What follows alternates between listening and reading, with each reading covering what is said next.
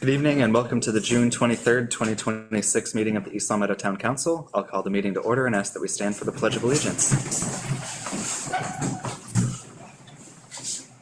I pledge allegiance to the flag of the United States of America and to the republic for which it stands, one nation, under God, indivisible, with liberty and justice for all.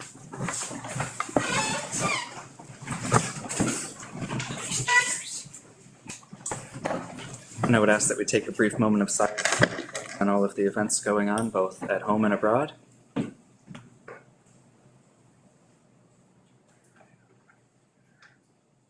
Thank you. In accordance with Mass General Law, this meeting is being recorded by LCAT, and if there's anyone else in the audience recording, if you could identify yourself. Seeing none, public comments. Is there anyone in the public audience that wishes to make a comment this evening? See no one online or no one on Zoom with their hand raised. Actually, Connor, can we pause for 1 second? Now, if there's anyone on Zoom, I don't see anyone yet, but council comments. Is there anyone in the council that has a comment this evening? Yeah. Seeing none, town manager's report. Tom? Hi. Oh, good evening. Attached are the project reports for weeks of June 1st and June 8th for the high school and auditorium. Not lost in the excitement of our beautiful, shiny new school. Reminded of fond memories and appreciation for just how much our old school meant to the people of this community.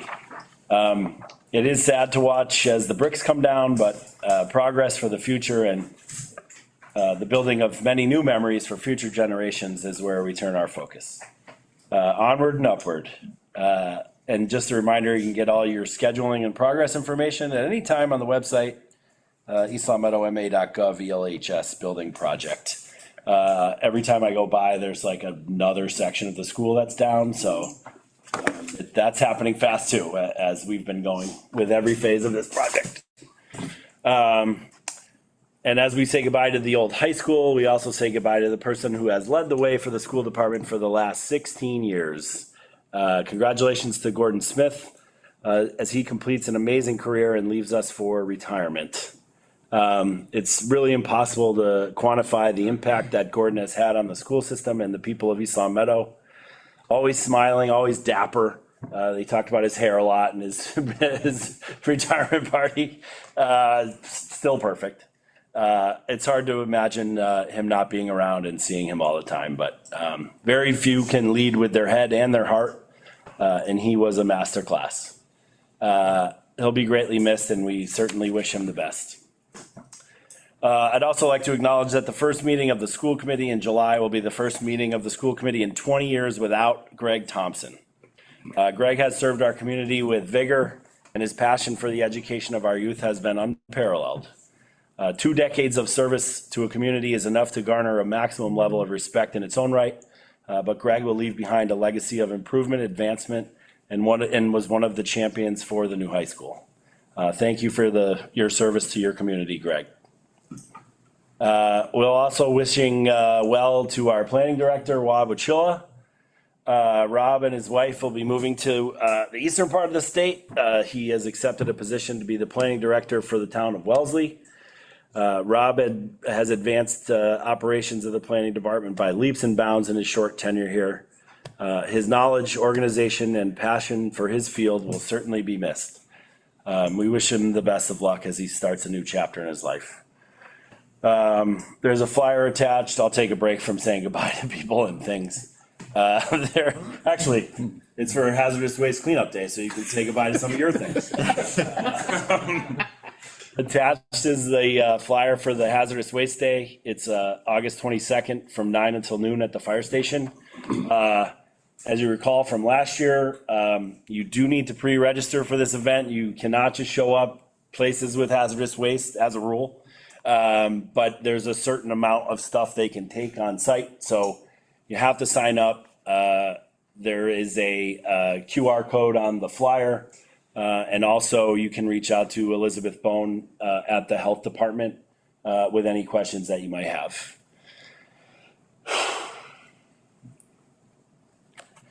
Last and certainly in no way least, I want to say thank you and an emotional farewell to our colleague and dear friend, Marilyn.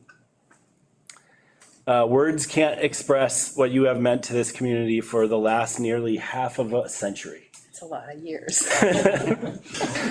You always did what was right. You did it with grace. You did it unabashedly.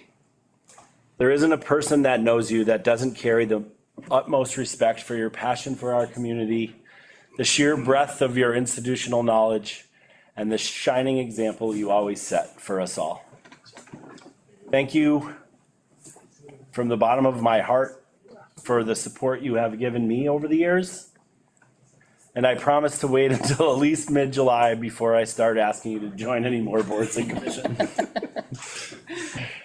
Sincerely, I think I speak for everyone.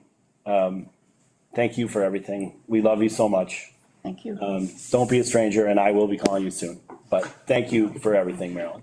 very much. Appreciate it. That's it.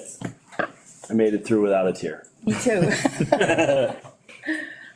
All right, thank you, Tom. Any questions, comments? I would just echo a lot of those same sentiments. It was nice to go to Gordon's retirement party on the council, and it was well attended, and then it was a nice ceremony. Likewise, it's both sad, but wishing both of them well, both Gordon and Greg, in their next chapter of life beyond town service. Now, communications, correspondence, and announcements. That moves to our first item, is to recognize Marilyn formally for her years of service. Was that my son? So first, on behalf of the council, we, the East Long Meadow Town Council, hereby extend our congratulations to Marilyn M. Richards to commemorate her 46 years of service to the town of East Long Meadow. Marilyn began her service to the town on the Council on Aging Board in 1980, served as the first woman elected to the Board of Selectmen in 1988, then served on the Planning Board in 1997, and served on a myriad of additional committees before joining the Town Council in 2019. Marilyn's hard work, dedication, and expertise have contributed to the town's success over her tenure, and she will be deeply missed. The Town Council extends our best wishes to Marilyn in her retirement from elected office, and myself as your president. Thank you.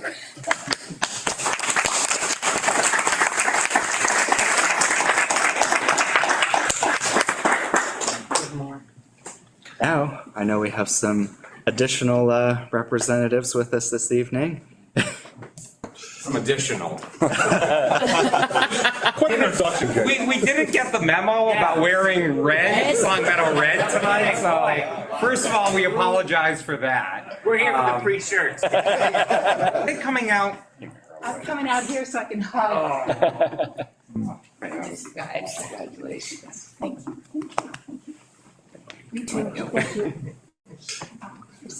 Well, first of all, for Marilyn, I'm so pleased to be here tonight because after reading the article and the reminder about your years of service, I was doing a little math. I'm not a math guy, but the town of East Long Meadow has been around for 132 years. Oh, geez. Not that old. You Don't haven't let been him do that. around That's ageism. for all of it, but you've literally dedicated your life to a third of the history of this entire community.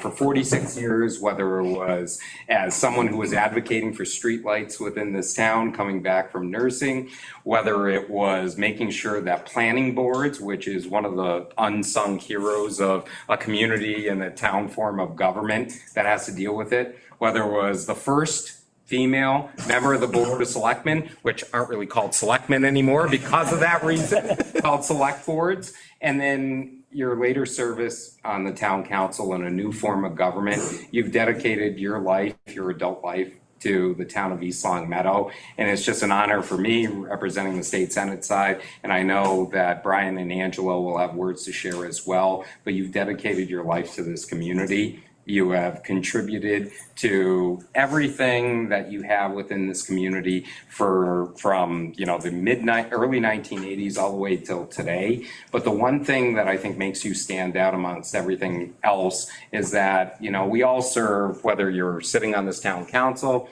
whether you're a state legislator, in these roles, you don't make a lot of friends sometimes. That's true. And you can disagree, but the one thing that makes you stand out is that you can disagree without being disagreeable.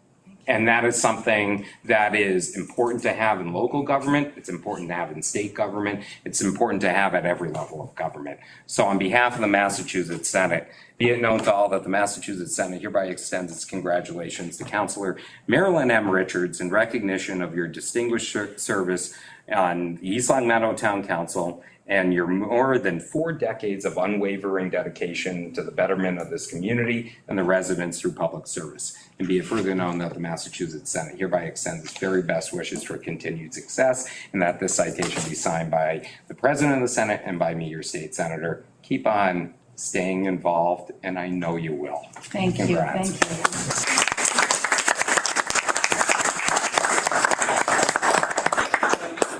You can take this, but I'm going to turn it over to Rep. Ash and Rep. Kupalo to say some nice words. Thank you, Senator Marilyn. Obviously Jake stole our notes there and said everything we wanted to say, but sincerely, as Jake alluded to, working in politics, anything like that, it's tough to know who your friends are. It's tough sometimes to work because you're on different angles with things. But personally, for me, from the bottom of my heart, it's been an absolute pleasure working with you. Whether it's coming to some Veterans Day, Memorial Day, or any of the events here, or coming in here. I think the last time I was here, I was late because I went to the wrong building. You're still late this time. Yeah, I know, right? But it really has been a joy working with you, and it's easy to see, whether speaking with you or whether seeing what you're doing in a meeting, how much you care about the community, how much you care about the town you love. And it would have been easy to have the time that you had before and call it quits. But you did, you want to give more, and that is so commendable, and to see somebody that wants to keep giving back to the community that you feel has given so much to you. We hope we get a red shirt before we leave. But I told you. Don't tell him that. He'll be back tonight. It's been an absolute joy working with you. I wish you nothing but success and fun, whatever you decide to do. I know this pulls so much time from you.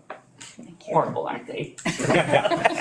No, it's been a joy, and we'll read the citation after Angela has a few words to say as well. So just, again, I want to thank all the town council members, obviously, for being here, the town manager and the clerk, everybody, and all the veterans, everybody that's here tonight. There's no place that us three would rather be than be here tonight, certainly to say thank you, Marilyn. But it's a couple things. I did a lot of research because I thought that, well, I do some, it's easy with, ChatGPT, right? So I did a lot of research, and I thought there was an age requirement when you started working, because there's no way. I says you started when you were 12, like, right? I was gonna say 2 years old, right? 2 or 3 years old, but seriously, again, it's an honor and privilege to be here, and all of us had served on a local level too, and I think that's important. So we know that's really where, the rubber sort of meets the road, if you will. I mean, as Jake alluded to, I mean, there's a lot of tough decisions in the town, a lot of tough decisions that you're in the front line, right? And, people come at you, whether it's at a dinner, whether it's here, whether it's there.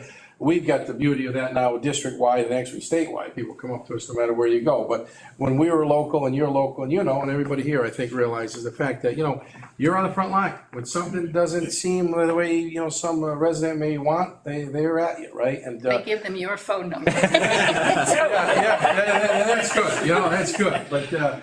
But no, I mean, that's the point, right? And to be involved for so long, 40 years, and all the hard work and dedication and commitment really does, transpose into a love affair, obviously, with the town, but obviously a love affair with helping people and constituent service and making sure that, the place that you call home here in East Long Meadow is continues to be a great place. And as I think we've all said, we're going to certainly miss you. We've enjoyed working together. We've had a great relationship, and we're going to continue on. We hope that you continue to stay involved.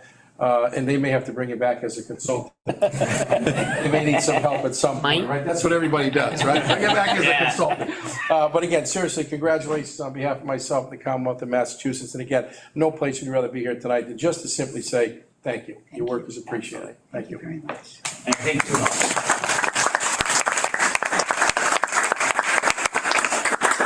And before he hands you that, I gotta use my little line, right? Okay. Jake will give you one too. It's the only thing free you'll ever get from the Commonwealth of Massachusetts, so enjoy it while you can. When you made the joke about Angela too, I think that's so important. Everybody here knows you have to have a sense of humor. If you don't, it would be tough. I know you don't do this job for the money. Oh, for sure.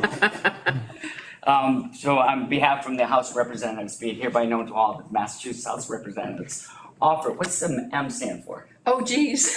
Uh-oh. That doesn't make sense. Marilyn OGs? Matilda. Oh, that's a lovely name. It's a strong name. That's a good, strong name. I don't No, admit to it very often. That's what everybody needs Long Meadow Matilda. Oh, jeez. Be it hereby known to all Massachusetts House of Representatives. Would've I been should have had funny. you whisper to Would me. have been funny if it wasn't an M. I know. Yeah, right. Sincere congratulations to Marilyn Richards. We'll leave the M out. Your tenure on the town council, serving the residents of East Long Meadow for your over 40 years of commitment to public service, leading with grace, style, and unparalleled dignity. The entire membership extends its very best wishes to hope for future good fortune, continued success in all your endeavors, signed by the Speaker of the House, by Angelo Pupolo, and by me, Brian Ash, State Reps. And sincerely, it's been an absolute pleasure working with you. And there's going to be a big loss when you. So congratulations.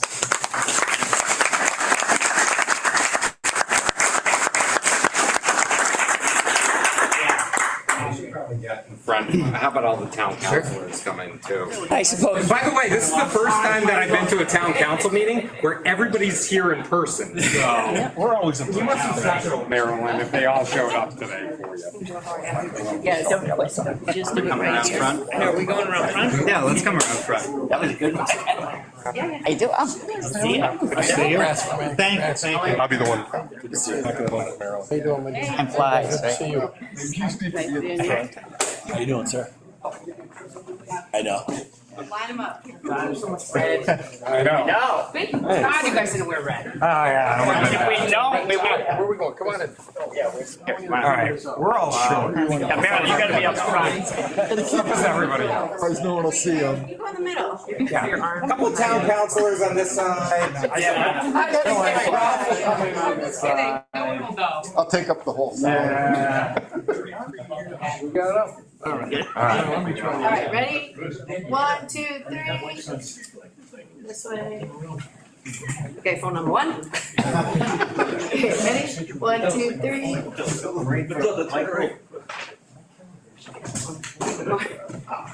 Oh, I think they already gave it. Awesome. Put it in the capsule. There you go. We have another. Oh, No, I thought you were taking another one. Not you, Marilyn, the picture. One more? That's it. Oh, are we? you want one of, no, we're good. All right. Yeah, we're good. Want to pick up Marilyn? Thank you so much. How are you? How's everything? Yeah,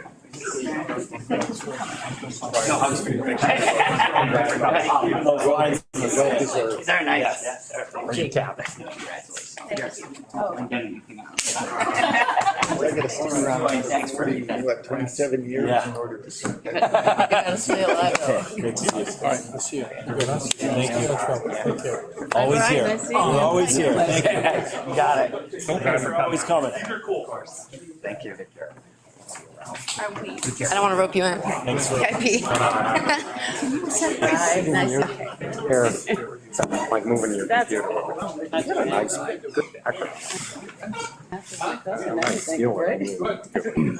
might need that. Thinking I gotta keep going another 27 years to even catch up.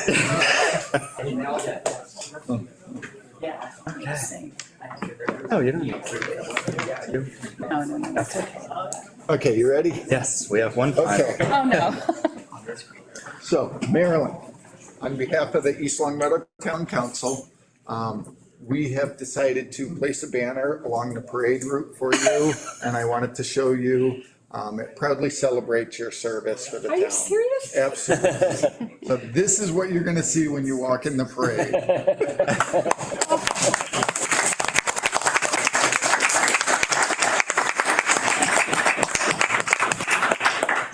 You've all been really great.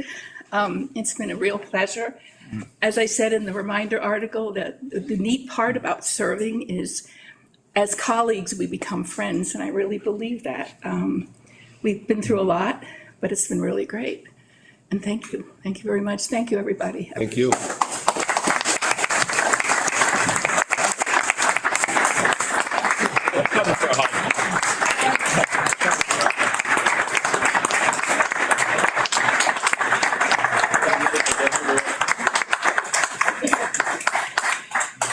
Last but not least.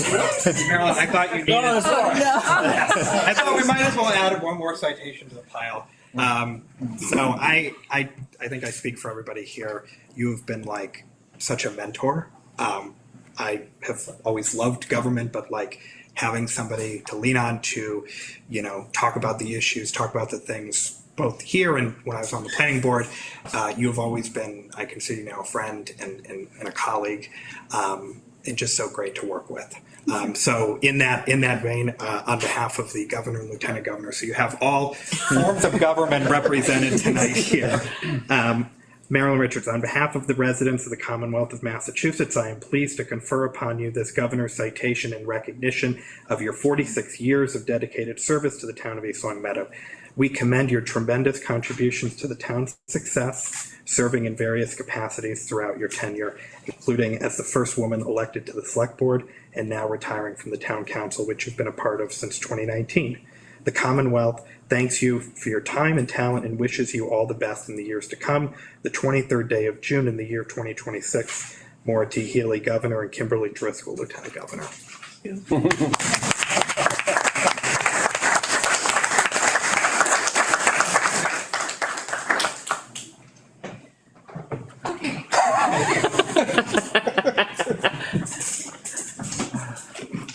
Okay, congratulations. Thank you. I don't believe this back.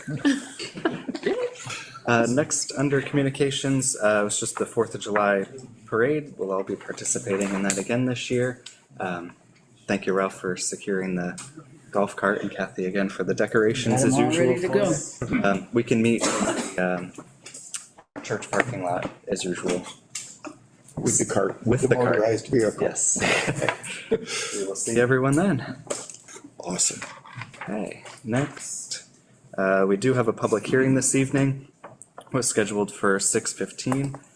This is a public hearing for a proposed bylaw amendment, chapter 500 fee, fine, and penalty schedule as a second reading. And I would ask the clerk to read the legal notice into the record. The East Long Meadow Town Council will hold a public hearing on June 23rd, 2026 at 6:15 PM in the media room of the Council on Aging, located at 328 North Main Street, for a required second reading of a proposed bylaw amendment, Chapter 500, fee, fine, and penalty schedule, for the purpose of an annual update of all fees, fines, and penalties for the town of East Long Meadow. The public hearing may also be attended via Zoom webinar. Information relating to this bylaw is available for public inspection at the town clerk's office. Oh, sorry, for the council, Jackie Sullivan, town clerk of the council. Thank you, Jackie. The members from left to right this evening are Jim Lyden, Kathy Hill, Hannah Jones, myself, Connor O'Shea, Marilyn Richards, Ralph Page, and John Torsha. And then since it is a second reading, we will quickly do that reading this evening. Under section 500-6, fire department fees, fines, and penalties, we have the, I'll say it in the form of item, and then the new fee would be the BLS emergency and non-emergency transport is now $1,445.09. BLS emergency transport Medicare is $473.92. BLS non-emergency Medicare, $296.20. ALS 1 emergency, non-emergency transport, $2,309.26. ALS emergency transport Medicare, $562.79. ALS 1 non-emergency transport Medicare, $355.44. ALS 2 emergency transport, $3,475.70. ALS 2 emergency transport Medicare, $814.56.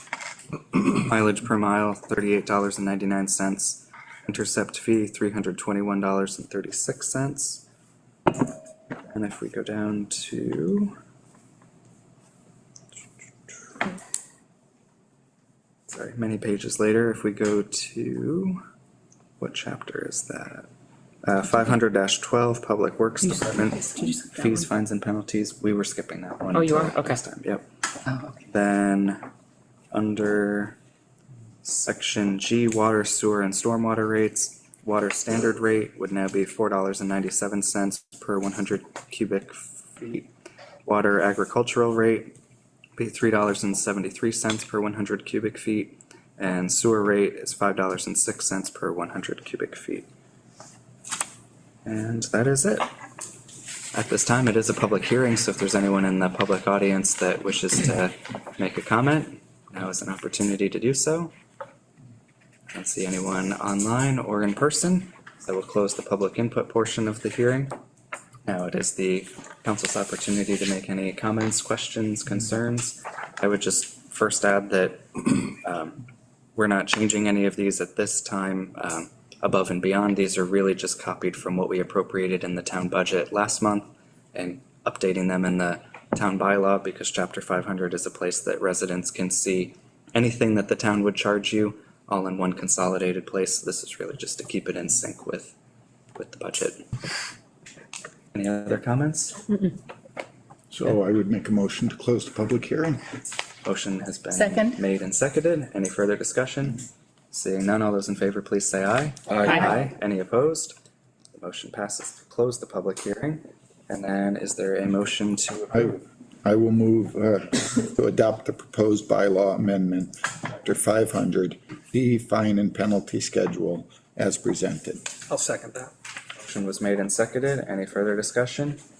Seeing none, this is a roll call vote. Jim? Yes. Kathy? Yes. Anna? Yes. I'm a yes. Marilyn? Yes. Ralph? Yes. And John? Yes. Motion passes. Okay.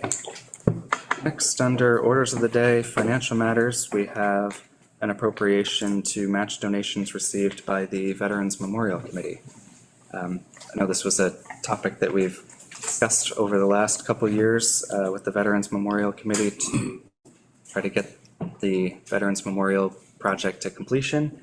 I don't know if you have anything to add to the topic, Ralph. I know you did some of the So discussion and legwork They understand aspect. what we're planning. I do believe so, but like I said, if you want to have to Yeah. hurry up, that would be great. You're also welcome to come forward if you have any Yeah. comments as well this evening. Come on up, have a seat. So, Of course. Of course. so I know this topic's gone around a few different times, and we're coming close to the end.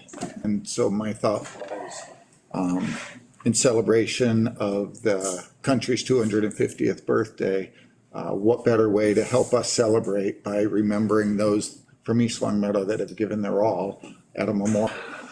And so I asked Connor to put this on the agenda as a matching donation so that anyone that contributes, we would also contribute up to a total of 100,000. I know they're looking to generate the last $200,000 roughly. And I thought maybe this would be a great way. It's for the town, and I thought this was a good way to celebrate our birthday and to give it a little push and to also put some out there for the businesses, knowing that it's a 1-to-1 match. So if they donate $5,000, 5,000 would also come from the town, and hopefully we get them there. And I'd love to see a shovel in the ground by Veterans Day this year. That'd be nice. That would be great. Is there anything you want to add on behalf of the committee? Well, half of all these guys in the red shirt on the side of the aisle. You got the email. Seriously, we'd like to, first of all, I want to say congratulations to Marilyn Thank you, Terry. on behalf of this committee. You've always been a strong advocate and supporter, showed up at our fundraisers, and we really appreciate that. But going forward on why we're here is this committee is strongly appreciative of the concerted effort of what you're trying to do, especially trying to get us across the finish line, especially after 8 long years of fundraising. And, but working together now, I think it's really important that the strategy is that we get this word out to the community. We get it out to all the businesses, all the households, and all the veterans. And directly ask them through a donation request form that they support this East Long Meadow Veterans Memorial. And it's important, I know you all realize this, but there's people in the community, I think, that are somewhat unaware of what we've been doing for the past 8 years. And this is really to honor the 20 East Long Meadow veterans who did give their life for this community, but also to honor and pay tribute to everybody who served, especially from the town of East Long Meadow. And I think if we don't get this across the finish line, we're going to run the risk of forgetting. And there's the phrase that is in the common circle of all veterans, and that is 3 words, "Least we forget." Because what those 3 words mean, it's a solemn promise to perpetuate the legacy of the veterans who gave their lives. And it's always been a solemn tribute. So thank you very much. And I know you have asked for paper forms. I did bring 10 of them tonight. And if you need more, you can make copies. And also, Ralph, I can, once you generate that letter, Yep, I think we talked about corresponding with each other and absolutely. having each other's input. But I also think it's important, and I'll give you this, is there's 3 documents that probably should be inserted to accompany that letter. And that is this flyer right here. It's really our symbol, the Battle Cross symbol, but it also specifies when, how, and where to make a donation. Many people could just walk into People's Bank and make that donation. And this flyer also designates what our EIN number is, tax exempt number, so that people can avail themselves of that number. The other document is a picture of the memorial. And the last document is the actual paper form, which is very specific in terms of, I know Marilyn bought one, and how to buy a paper form. And so we did make some small cuts to what we was originally asking for, $202,000. And those were to give up the $12,000 in the benches that we were going to buy, and also to strip some of the bushes and the things of that nature, although it's still going to look beautiful.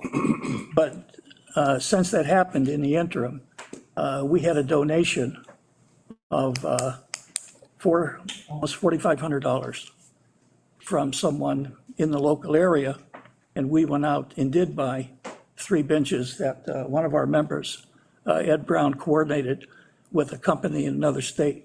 And we have the benches already, and they were delivered to the trailer where we have everything stored back there. So with all those cuts and everything, we came down to where penny per penny, we actually need $186,349. But having said that, all of the vendors who did bid on this project cannot hold to the price of what they originally gave. I know this for a fact. Out of the 4 or 5 vendors, there might be 1 or 2 right now that are going to have to increase.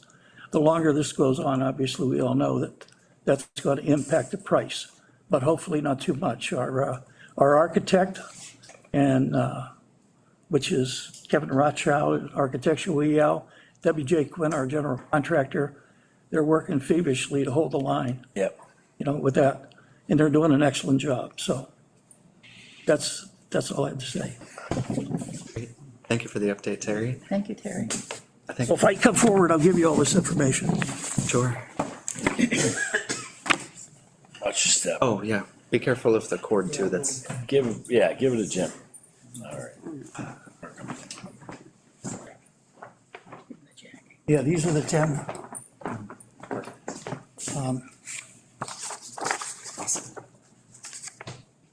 And these here are the other documents. Okay. I think there's 3. Yeah, that's all 3. So thank you very much. thank you, Terry. Thanks, Terry.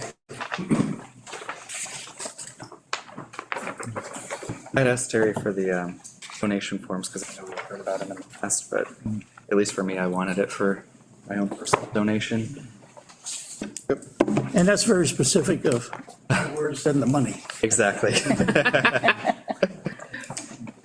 Thank you again. Great. Thank you, Terry. Thank you. Thank you. If there's no other comments or questions, Thank you. Hey, if you want to stick around for the motion. Terry, yeah, Yes. hey, Terry, why don't you guys stick around for a few minutes? don't go. Stick around, we're gonna make a motion to actually do this. Hasn't been done yet, so. Hope you can take it. I'm sorry. Yeah, it's not finalized yet. Come on in. Let's make sure this goes through. We still have to vote on it. Lacking tonight. My wife didn't feed me. Go ahead. Okay, so I move to appropriate $100,000 from free cash to match donations received by the Veterans Memorial Committee between June 23rd, 2026 and October 1st, 2026, dollar for dollar, up to $100,000 to be used for the design, construction, and costs related thereto of the Veterans Memorial, provided that all donations submitted for matching are supported by detailed itemized documentation identifying each donor and the corresponding contribution amount. Matching funds shall only be expended once sufficient total funding has been verified to fully complete the project. Any unexpended funds such as unused contingency shall revert to the town's general fund and shall not be retained by the committee. Prior to the release of any funds, the town's Director of Municipal Finance or their designee shall review and approve all donation documentation. Second. Motion was made and seconded. Any further discussion? Seeing none, do we want this as a roll call? Roll call, please. Jim? Yes. Kathy? Yes. Anna? Yes. I'm a yes. Marilyn? Yes. Ralph? Yes. And John? Yes. Motion passes. Thank you. Thank you. So, Terry, if you'd come up for a minute. Oh, jeez. Yep, watch the cord. He tried to get him. So now that the town has agreed to matching grants, Yes, I'd sir. like to make the first donation Oh, from my my goodness. company, Page Landscaping. Thank you. And let's work this together and let's get this done. Yeah. Well, when I stepped out into the hall, there's a gentleman in the audience. And sitting right there, his name is Thomas Flaherty. He's the general manager of Westfield Gas and Electric. And once we get the donation request form and out, the company's going to give us a donation of $5,000. Oh, that's awesome.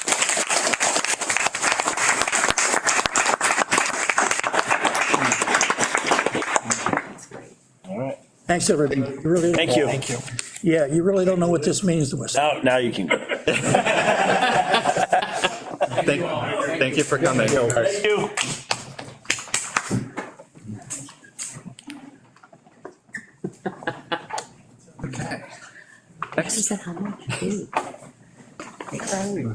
Next, we have approval of our June 9th open session minutes.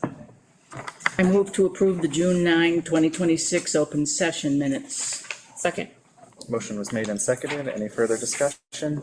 Seeing none, all those in favor, please say aye. Aye. Any opposed? The motion passes. Next, under old business, we have the 250th anniversary. You'll notice this evening we're all wearing red, and that's because our polo shirts for the town council came in. We're still waiting on a corrected version for the town manager, but Oh my gosh, I didn't even notice. town councilor this evening. Sharpie. Thanks for your vote. Counselor. You're one of us tonight. But now we'll all have a consistent look for the 4th of July and 250th celebration this year. I don't know if you had anything else. No, the banners are going up. Some of the bigger banners are going up tomorrow. The fence is up for the carnival, so we're pretty much got everything all planned out and ready to go. Great. Yeah, looking good. The banners do look really They good. do look very nice. Flags in town, it really makes a difference. You come in, you can tell immediately. And I'm glad we did the three types, the different, the They different. look good. They look very nice. Yeah. Soon to be 4. Oh, Soon to be 4. That one's good. Can I have that one after so we can hang in my office? We didn't tell you, that's 10 feet by 15. Where's this gonna be? You'll have to find them all. oh, yeah. Oh, yes. Oh, my gosh. Okay. Let's see. Next, under old business, we had the town manager's performance evaluation. So I had met with Tom earlier to kind of discuss what we all collectively as a council had talked about evaluation wise, so he's not caught off guard by anything that we're thinking of here, but I had submitted a memo to you in advance of this meeting just to kind of summarize everything. I'll just quickly read through it so the benefit of the public audience. So, through the chair, I know we have an executive coming up. Is this something that we could actually do after the executive? Sure, we can do that. I would make a motion that we, out of order and come back to this after executive session. Motion was made. Is there a I think this is gonna be. second? Motion made and seconded. Any further discussion? Seeing none, all those in favor to move out of order, please say aye. Aye. Any opposed? Motion passes. I would expect it should just be. Yeah. 5 minutes. Okay, then I move to enter into executive session pursuant to Massachusetts General Law, Chapter 30A, Section 21A2 for the following purpose. Conduct contract negotiations with non-union personnel, Town Manager Tom Christensen. Is there a second? Second. I was gonna say, should we do all this, then executive, then, instead of doing this? No, It's only gonna take a couple. 5 minutes? Yeah. Okay, all right. Less than that. Motion was made and seconded. Jim? Yes. Kathy? Yes. Anna? Yes. I'm a yes. Marilyn? Yes. Ralph? Yes, And John? Yes. We promise it'll be quick. yes. By the time you close the doors, you'll be able to walk back. So move.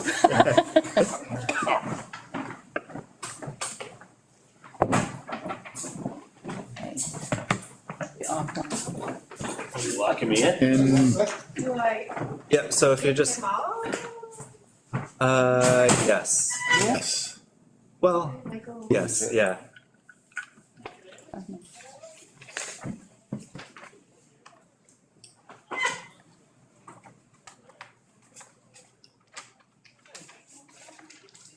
Oh, no, I just reported noisy. Oh, my gosh. Oh, my gosh.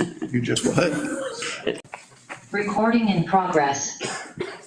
Thank you, Jamie. Thank you all for your patience. We are back from executive session.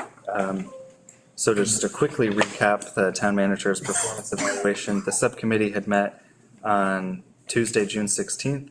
Overall, Tom, out of the 10 categories that we evaluate our town manager on, he scored 85.5 out of 100 if you add them up math-wise.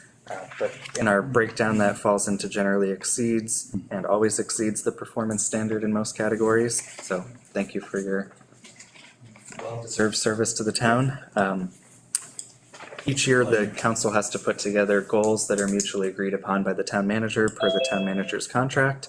So this year's goals that we've agreed to, the first one is to review health insurance costs, reconvene the insurance advisory committee, and evaluate potential stabilization funds. That was also an action item that came out of the Financial Oversight Committee recommendation from this year. The second is to provide a municipal fiber build-out plan within 6 months due January 2027, which I know part of that is this evening, but we expect that there will be more reporting and planning. And then the third is to improve the town's online presence, including the town website, social media, and expanded use of open government code. Overall, the town manager's current salary was $147,680. Given his rating that the council all gave him, his contract says that he would get a minimum 4% increase, which would be $5,907. But then the council in executive session made an additional motion, so for public transparency purposes, I will entertain that motion now. May I? Sure. Okay. I move to approve a 7% increase, $158,195, to the town manager's salary based on his performance evaluation score, exceeding generally meets the performance standard, effective July 1, 2026. Second. Motion was made and seconded. Just so it's explicitly clear, the 4% is built into that 7% number, so it's not an additional above. 11. It's really just 3% more for your exceeding performance above the baseline that the council expects. Any other discussion? Seeing none, all those in favor, please say aye. Aye. Any opposed? Motion passes. And then we have one more motion to adopt the goals. I move to adopt the goals for the town manager for FY '27 as presented. Second. Motion was made and seconded. Any further discussion? Seeing none, all those in favor, please say aye. Aye. Any opposed? Motion passes. Done. You are. Okay, next under new business, we have a municipal fiber update presentation from Whip City.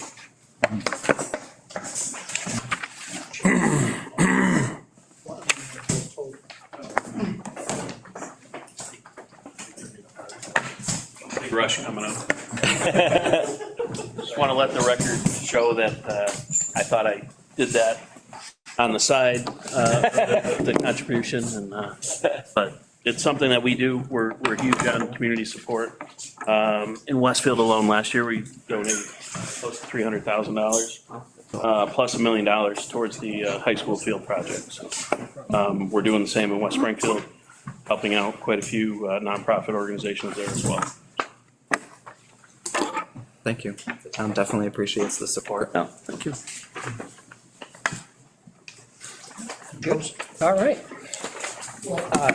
Thank you for having us this evening. My name is Andrew Short. I'm the key account sales manager for Westfield Gas and Electric, Whip City Fiber. On my left is Tom Flaherty, our general manager. On my right, Jameson Cotter, our fiber superintendent. Joe Mitchell, the assistant general manager. And I think you all know Ryan. Tom's fiber guy. So thank you for having us here this evening. The goal of tonight is to provide you with an update. I think the last time we spoke to the committee, the council, was probably 2 years ago. So there's been a lot of work going on, that not necessarily that you see, but is actually foundational to moving the project forward. So we'll start today. We'll give you some background and sort of some of the roles of Westfield Gas, Whip City Fiber, give you an update as far as where we are today. Then we'll go into sort of, what does Whip City Fiber do? What's the coordination that we provide? Talk about the FSAs, which are fiber service areas. So the whole town, as part of the design and engineering, gets split up into neighborhoods or fiberhoods, which are fiber service areas. We'll talk about some build costs and expected revenue, anticipated income. And then we'll sort of close with some sort of next steps and how we plan the phased approach to the build of your fiber network. So with that, we'll just jump into the first slide. We talk about completed engineering and design. So what that meant is we actually mapped out every street, every house, every pole in the whole of East Longmeadow. And that equated to roughly 75 miles of overhead and 35 miles of underground construction that would be required. In all, there's about 7,300 dwelling units, so potential customers, and we anticipate a take rate of around 50% of that. So what you're seeing tonight is based on those sort of numbers. That equates to 34 individual fiber service areas, FSAs. Moving from that, we then acted as the general contractor for that design company. So not only do we manage a network and are able to build that network for you. We also manage the contractors that are required for some of the work. We also get involved with designing the hut, what goes in the hut, the equipment that's required, how many huts do we need, the placement of that hut. We've worked in conjunction with Tom and Ryan. Also during this period, we found that two things happened, which kind of were a little bit of a delay. One was a company just came in and just started tagging every single pole. So that meant that they were the primary person on the pole. So we had to work to move them out so that East Long Meadow was the primary person on the pole. So that was a little bit of work that we did. On top of that, one of our utility partners changed the pole application process. So you batch the poles that you're going to strand onto, that you're going to put your fiber onto. So you batch those. That had a number of, I think it was 200 per application, and they changed that halfway through to 125. So that meant we had to go back and rework all those fiber service areas and pole applications. Interestingly enough, with the utility partner here in town, you have to go on a GIS map and individually peg every single pole that you want to run strand on. So it's a pretty laborious process. But that work's all been completed. And we're at a stage now where we not only have a full design, full engineering build out, we're ready to go. We've worked on a phased approach, which Jamie will speak to, which will provide the best way for the town to receive benefit quickly from building out the fiber infrastructure. So with that, any questions so far? I just want to point out, I'm looking at some concerned and puzzled faces. We apologize. This is complicated stuff. There's our utility partners and the Department of Public Utilities, and with your East Long Meadow Municipal Light Plant, you're now a utility. It's complicated. We're trying to make this as simple as possible. Trust us, we've done this before. So if that helps. Yeah, to give you some idea, we manage right now over 20 communities. We have just over 19,000 individual subscribers that we are supplying daily and that we keep active every single day of the week. So I'd like to hand it over to Jamie just to talk about current state today. Sure. So where are we today? So right now we have biweekly meetings with National Grid. We also have meetings with Verizon, and we have communication with Charter, who is your communication company right now. Through those biweekly meetings, we are conducting, basically, they're given their estimates for the make-ready work that's supposed to be completed on the poles in order for us to provide a service to East Long. Those estimates are coming in. Lucky enough for us, we have 4 individuals that were ex-linemen, ex-gas guys that are used to doing the work. They understand what's going on in the poles. So they're able to basically address the poles once, not Eversource, but once National Grid comes in, give us the estimates per pole, and they call out maybe pole replacements, certain moves that need to happen, light replacements or light movements. We're able to go out there, take a look at those poles and say, no, we don't need to do that. This needs to be done on this pole. So we're able to shave some of that cost off because, again, we have ex-linemen that are able to identify those certain things on those poles that need to be addressed and what doesn't need to be addressed. Also, there's forestry stuff that's been called out on some of those, and we've been able to tackle those through our bi-weekly meetings. I did have a couple numbers here just to let you guys know. We had some forestry challenges in, and 50% of those forestry challenges so far have been overturned to us in our favor. So that's good. They don't have to perform those. Also, we've had 117 pole challenges, and we're currently working on those today with National Grid. They have a ex-lineman themselves who's going out to these poles, and we're riding out those poles with him to identify those issues and overturn those issues that the town will not have to pay for. So, If I may Yes. interrupt, what does a pole challenge really sure. mean? Yep, absolutely. So if you look, obviously, when you go outside, you drive around, you see poles out there. What their challenge is that there's enough make-ready room for us to attach a line. We need 40 inches from the secondary, so you're basically, your electric line that goes from the pole to the house, your house, that's called secondary. If there's not 40 inches on that pole between our comm and the electric, they need to change that pole out or perform some movement on the pole so that we can put our line in. So again, each pole is being identified. Andrew was speaking to you guys about 125 poles. There's multiple applications. We're seeing all those surveys and estimates come to us, and we're challenging those big ticket items. Those big ticket items are what's going to drive the cost higher, and we're making sure that everybody's playing on the same even level playing ground here.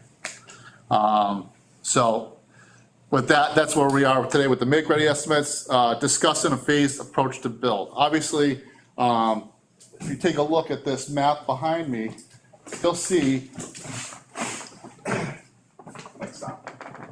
You want? Yeah, I'll talk do to this one. that. Perfect. I'll get the other one for the other guy. So the proposed. Thank you, Jim. Thank you. Vanna White. These are just. We engineered the design, and based off the design, we figured that a great location for a hut site would be here on Vineland Ave. From Vineland Ave, we're looking to build out a phased approach to start off in this general vicinity. And as make-ready is being completed, we're able to basically start climbing out and build out other FSAs. Now, obviously, as you build an FSA and customers are taking that service is now gonna fund more FSAs to be built out. So when I say phased approach, money's coming in, people are taking service, you're able to pay for more FSAs to be delivered. So, When he says Vineland, that's on the same property as the Vineland pump station? yep. There was enough room for us to easily locate that sort of out of the way on our property, which was nice.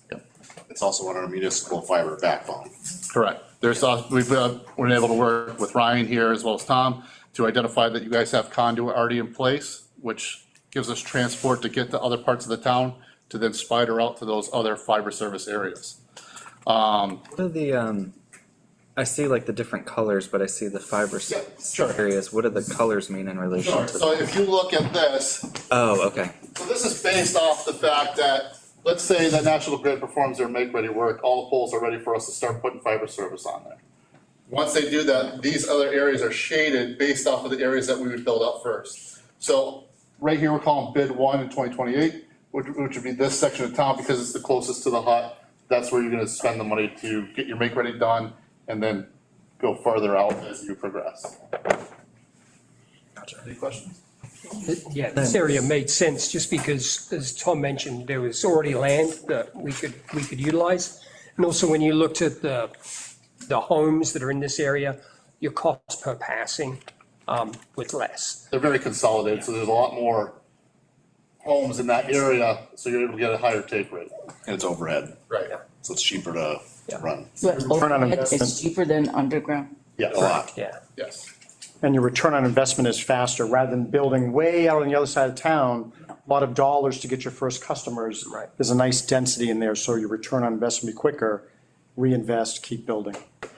And so I see the triangle where you have that first hut on Vineland. Would there be other triangle huts elsewhere throughout town as you expand the network? So right now, with talking with Ryan, we had the original assessment of putting 2 huts.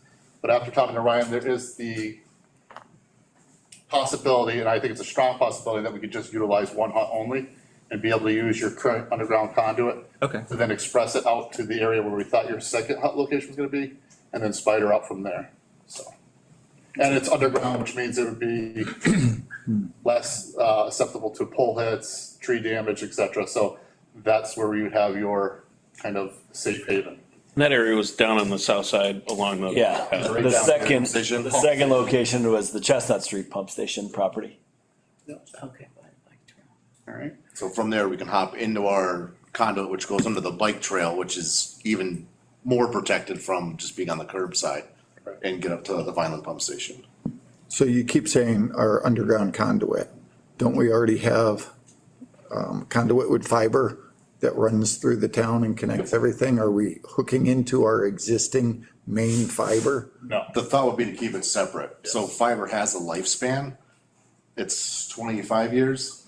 Yeah, so 25 years, obviously, we've had fiber in Westfield today that was put up in 1996, and it's still there today and works fine. So, and that was to basically handle our north ring and south ring. We own the fiber on Westfield, so MBI does not run through Westfield. So MBI runs on our fiber through Westfield. So I know, Ryan, when we first talked about it, that was one of the benefits that we thought we'd be saving money, basically already using our main line and the fiber. Is that one of the reasons why the price in 3 years, 3.5 years that we've already been looking at it?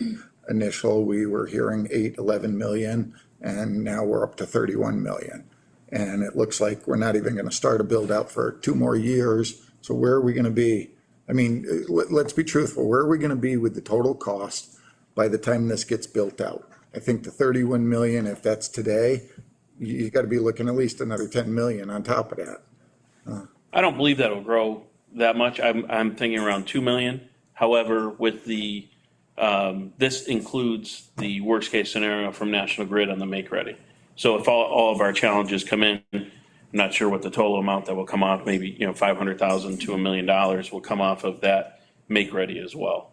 Like National Grid's make ready, if I got it right, was like 7 million. Yeah, it was 7 to 8 million. I think so, yeah. Yep.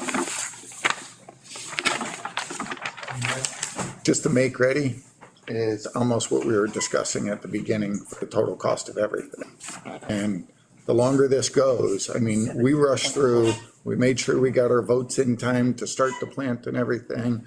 I was at the meetings when we first met and we were talking total 5 years for the make ready and total build out. And like I said, we're close to 4 years in, and I mean, we're still sitting here talking about, what's got to be done with make ready and all. It's very frustrating, at least for myself. Like I said, some counselors were here, some weren't, but that's a long time. Be in those Bi-weekly meetings. Yeah, so working with the utility, it's been challenging, but we've been trying to drive in your favor. Is that typical to have to arm wrestle with the utilities if I? I'd hate to say, unfortunately, yes. We had established relationships when we were building out our 19 hill towns, but those established relationships were also pushed by the government. The governor, the lieutenant governor was pushing that to make sure that those towns were built because they were underserved, right? Understood. So again, we are still pushing that same momentum. We have a great relationship with Eversource. They're working well with us right now. National Grid, we haven't worked with them since we've done that. I think we're starting to get in a momentum where things are gonna work in our favor. So we, through those bi-weekly meetings, and like I said, by us going out with their line folk, discussing the challenges, that's also working in our favor as well. Cause they see that, again, we're not Gateway, we're not Joe Schmo off the street. We are a utility that's coming out and we have knowledge of the utility electric line department. So we're able to give them that insight, and they agree with us on most of the causes. Well, I would like to assume that these numbers are at a 50% participation rate, but were to go to 60% or 65, then the monthly cost for a subscriber would be lower. Or you would make more money to pay off the bond sooner. Some of the towns that we work with in the hill towns have already paid off their debt, 10 to 15 years prior to what was originally planned. They're also working on an 85 to 95% take rate because they had absolutely nothing. But you have towns that, like New Ashford up by Williamstown, they have 96 customers. They had, but I think a potential of 99 customers in that one town. Like that's one of the towns. Building out West Springfield, we're already seeing from the pilot area a take rate of 50%. So that payback is going to be that much better. In Westfield, we're just over 55%, and we're actually just doing a study to find out what it's taking for people to change over. What I've found and kind of beating up some of my friends that haven't switched over is they're used to pressing 822 for NBC or 849 or whatever it is for ESPN. And I'm like, but you're okay paying, upwards of $450 a month for this. And I'm like, your savings, versus what I have I said it before, and I think Ralph's heard it. I have an antenna in my house which gets about 40 plus channels. 10 of them are bilingual channels, but a lot of like the 22s and 40s and Channel 3 out of Connecticut and stuff like that, they have a bunch of sub channels. But streaming, we were just talking out on the hallway about watching the World Cup.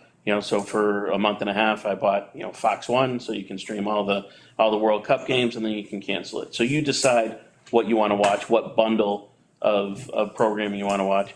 There's a lot of one of our biggest take rates in Westfield, which was a concern at first, is actually people over 65 because they're on fixed incomes. We helped them. We told them, how to get an antenna, to get the local channels, but then they have the internet, and we taught them how to stream. We hold, we still hold programs on that. We started holding those in multi languages in West Springfield as well. It's a huge bilingual community, so we hold those, and they're very well attended. A lot of times by the same people. Some, that's their day out or whatever, at the senior center. But the take rate has been going really well. How long has Westfield had fiber? So Whip City Fiber proper is 10 years old this year. So after 10 years, you're at 55%. After 10 years, we're at 55%. Because I know Solid. originally we were talking around 30% would basically cover all our costs. Yeah. Anything above that would be. And that was our original business plan for Westfield. So I was, for Westfield, I was on the board at the time, the Municipal Light Board. And our projected take rate was going to be 30%, and that would pay off the debt service. Our original debt service was 15 million. To totally build out Westfield was just over 40 million. And everything over that first 15 million we paid with cash. We also are the ones doing the work, doing the installs, and all of that. So we're a little bit different, but we're also running that business and going out to 22 total communities today that we didn't plan on back in 2013 when we were originally doing the business plan. So it's a little bit of a difference. And again, our business plan might be different than other people's, but you, the town of East Long Meadow, own all the infrastructure. We just provide all the services.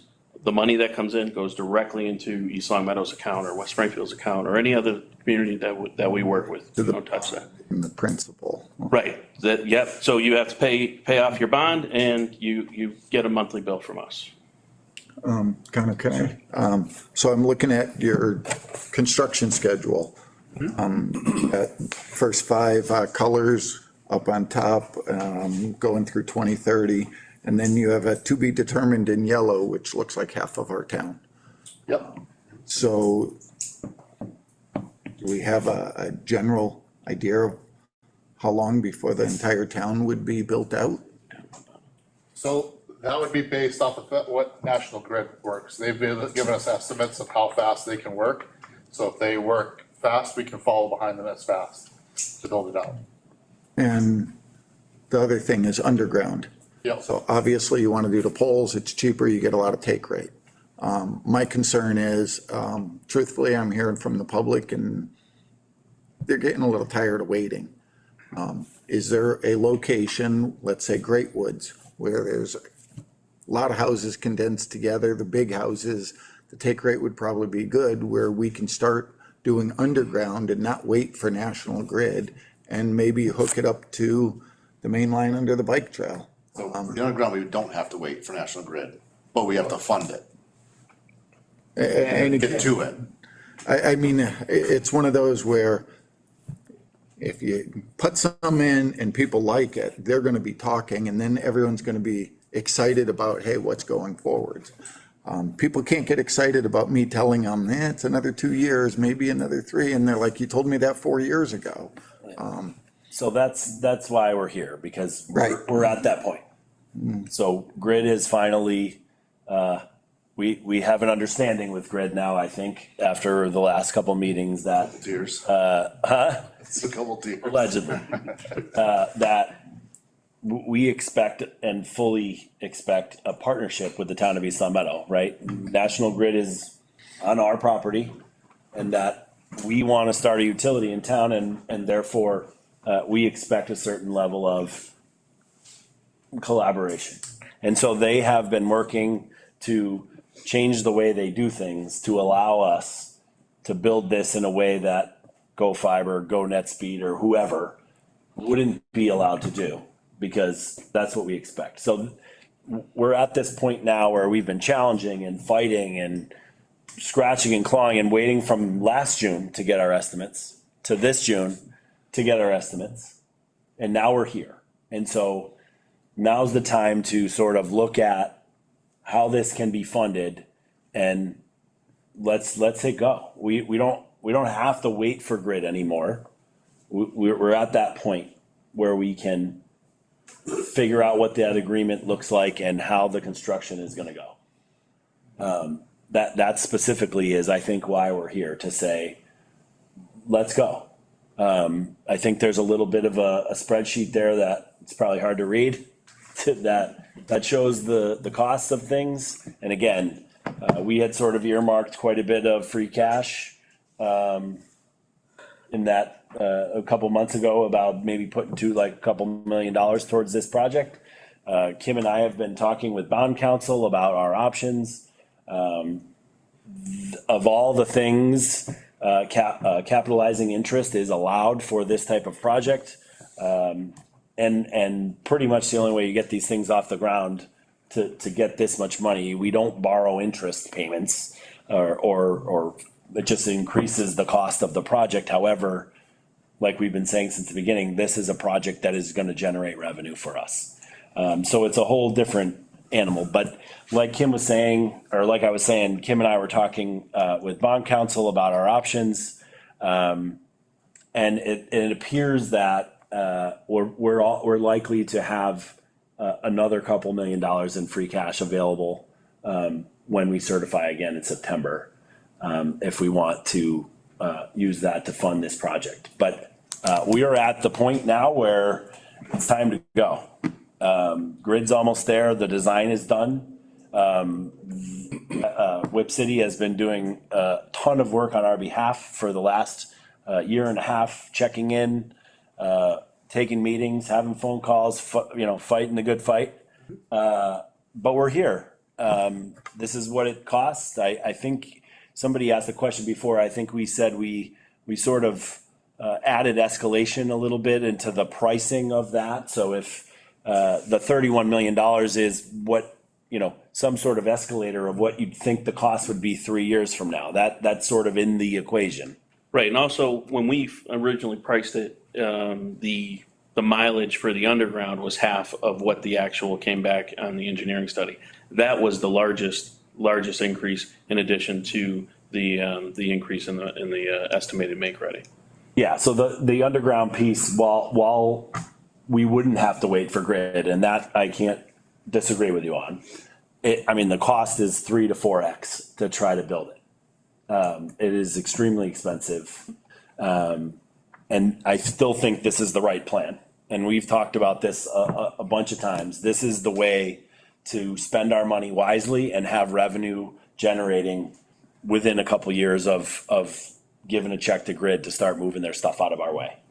And in the first areas, if grid moves quicker, you'll see the bid timeline. Right now we're doing 10 fiber service areas. A fiber service area is about 250 locations, but we're doing 10 a year in West Springfield, and that plan's working fantastic with that partnership that we've developed through with Eversource and Verizon. Verizon was a little bit slow at first, but they've even come to the table. Verizon is kind of that snail, going through, and they're tough to work with. Here, that's not as big of an issue. You do have two utilities to deal with.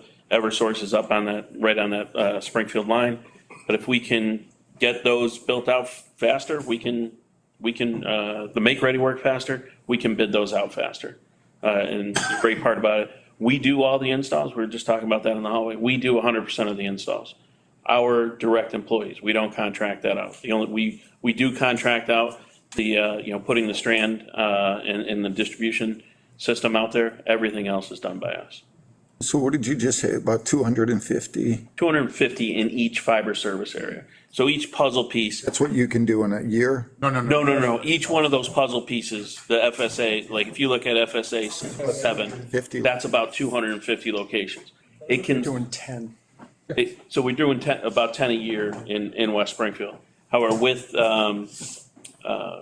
that, it's built, it's capable of 288 connections. We leave that many open. So you'll see, I know, Mr. Page, you're on the south side of town, if I remember correctly, at one point in our conversation. No, but if you look at that, you look at the growth. Neighborhoods. Yeah, I know. But you look at that area, that area is expansive. So when we build that fiber service area might only have 225 because there's potential for that growth in there. And the key is, when we have the fiber cabinet there that has the 288 connections, you don't want to put another cabinet in. You want to size every area correctly so that you can expand when that load comes in. Roughly 300 acres close to me. That'll be all developed within, by the time fiber's done. There you go. Perfect timing.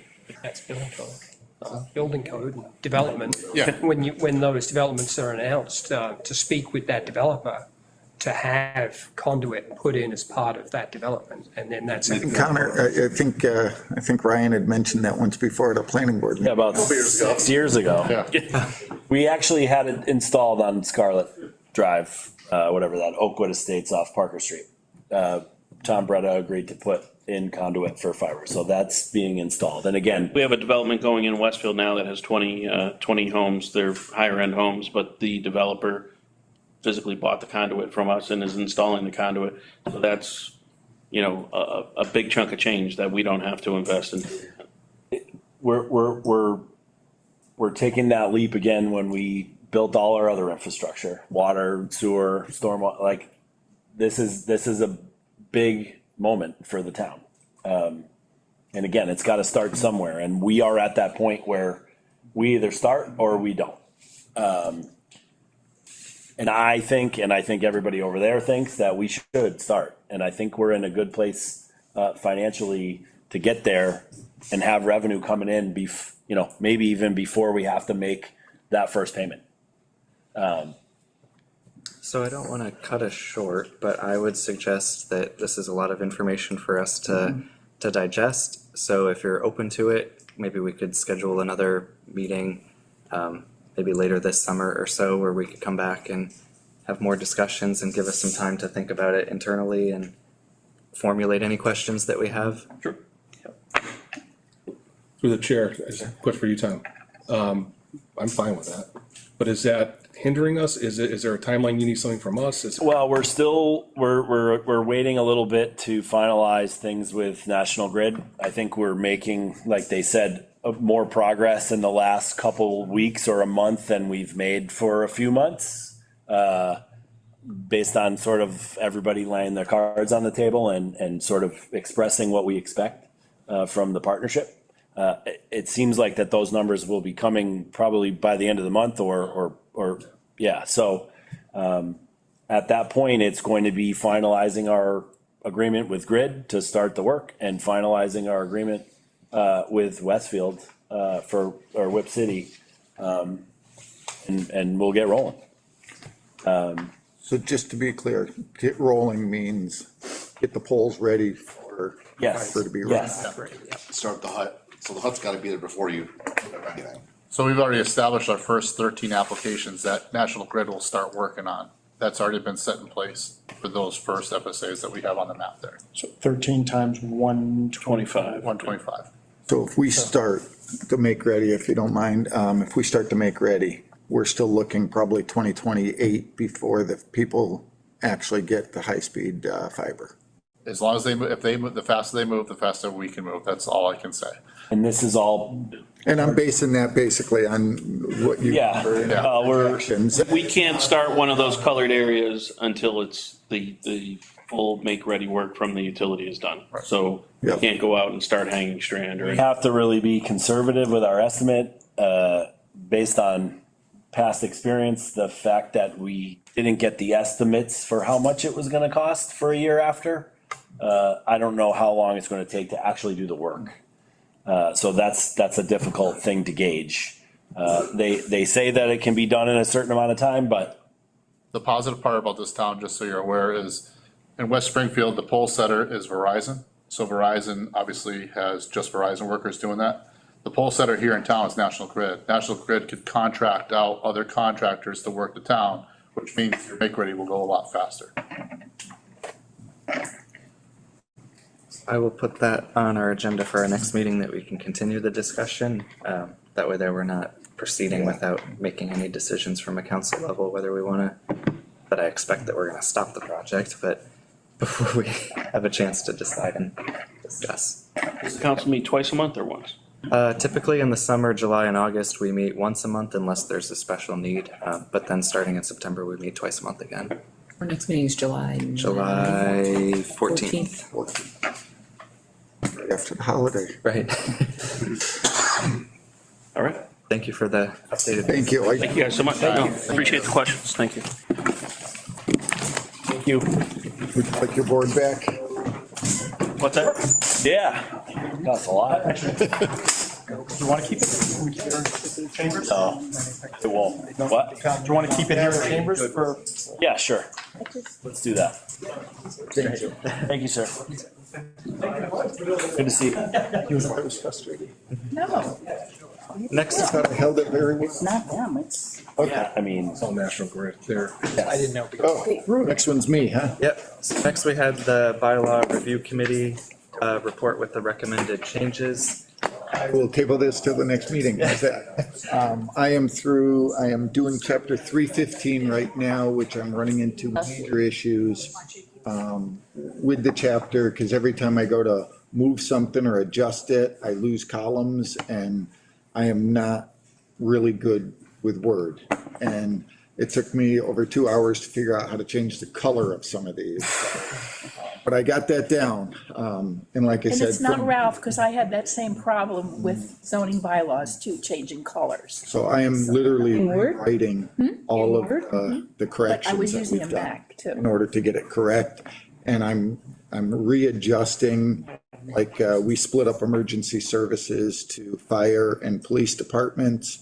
And so the police department is going under P, so I've literally moved that to where it's supposed to be with all the corrections. And I'm trying to make it as easy as possible, so when we read it, you know, it'll be read, we're taking this out, we're adding this. And as it is, I can't tell you how many corrections. I believe I'm at close to 300 commas. Not to mention all the other wording and all, and the commas are the hardest, because I go through and all of a sudden it's like, is that a different color? God. But I will have it ready absolutely no later than the next meeting, and I will circulate it ahead of time. The last third of the document I scanned through, and there's only 150 or so changes, so it'll go quick.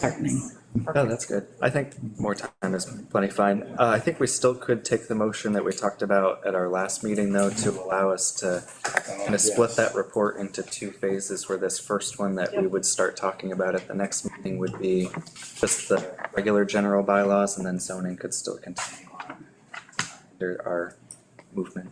Would you like a motion? I would. I move to authorize the bylaw review committee to submit its required report in two phases. First, with recommendations on general bylaws submitted first. Second, for zoning bylaw recommendations submitted at a later date. This shall satisfy the requirement of the charter while allowing additional time for more complex zoning review. Second. Motion was made and seconded. Any further discussion? Seeing none, all those in favor, please say aye. Aye. Any opposed? Motion passes. Next, under new business, so per the council rule 5, we have to prepare the calendar for the upcoming year.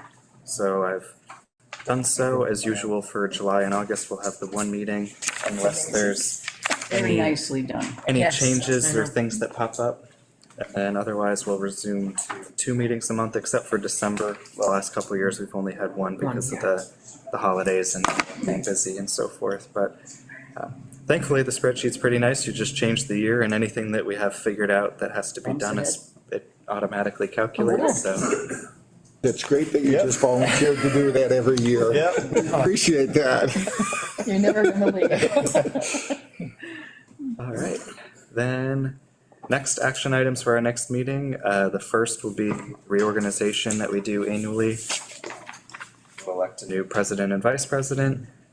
For that meeting as well, we have to do our annual acknowledgement of the council rules and regulations, so if you have any suggested changes, or if you think they're fine as is, do them for the next meeting.